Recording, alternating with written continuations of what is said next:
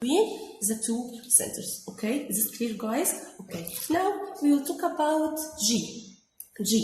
F equal again G times M1 M2 over R square. G, it's called universal gravitational constant.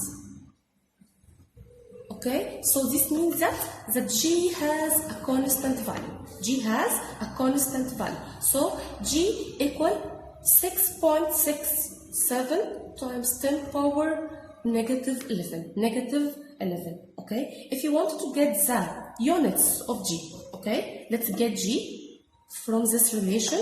G will equal F times R square over the product of M1 and M2. Okay, guys, is this clear?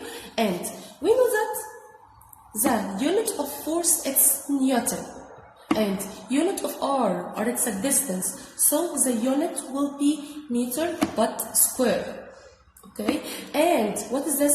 Two masses, so it times kilogram but negative 2. Okay, because it's a divide.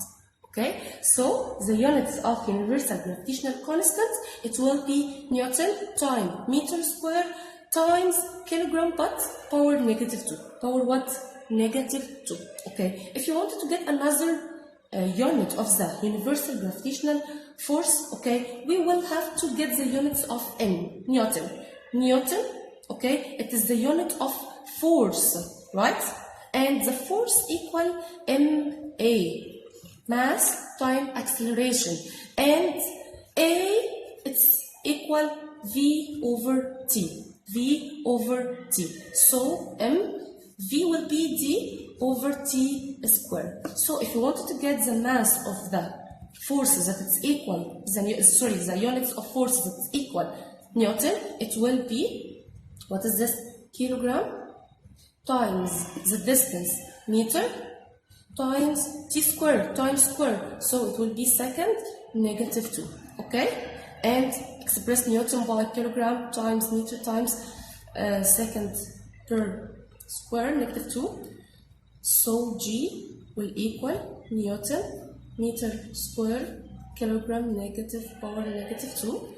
It will be equal. Okay, we will express Newton by kilogram times meter times second power negative 2 and M2 and kilogram negative 2 will equal, okay, meter but power 3 over or times,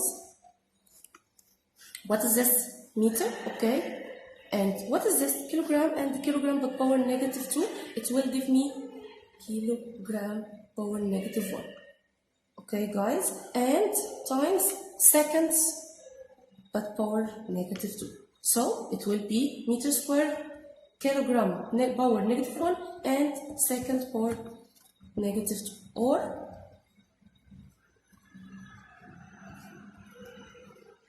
okay, guys, so we having here two units of gravitational universal gravitational constant. Okay, is this clear, guys? Now we will have here two problems. Number 1.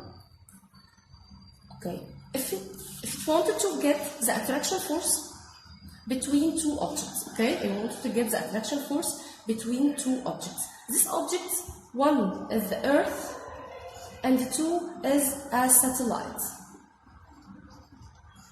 Okay, and if the satellite's mass will equal M2 and the Earth's M1. Okay, if the satellite's mass equal 2,000 kilogram.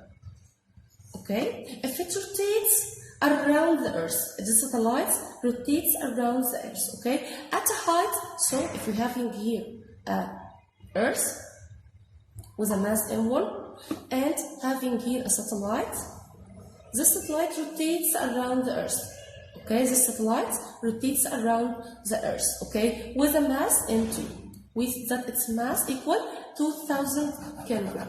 okay? And the mass of Earth, it's constant, okay? The mass of Earth, so M1, mass of Earth, it will be equal 5.98 times 10 power, 24 kilogram, okay? So we have in here the mass of the satellite and the mass of the Earth, okay? And what is this? What he said?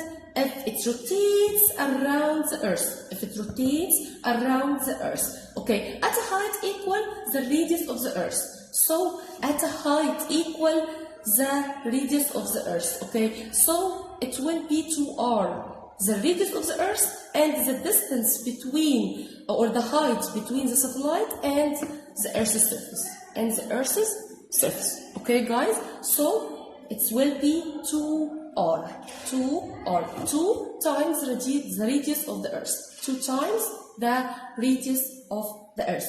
So again, we having the radius of the Earth and it's a constant radius of Earth equal 6380 kilometer.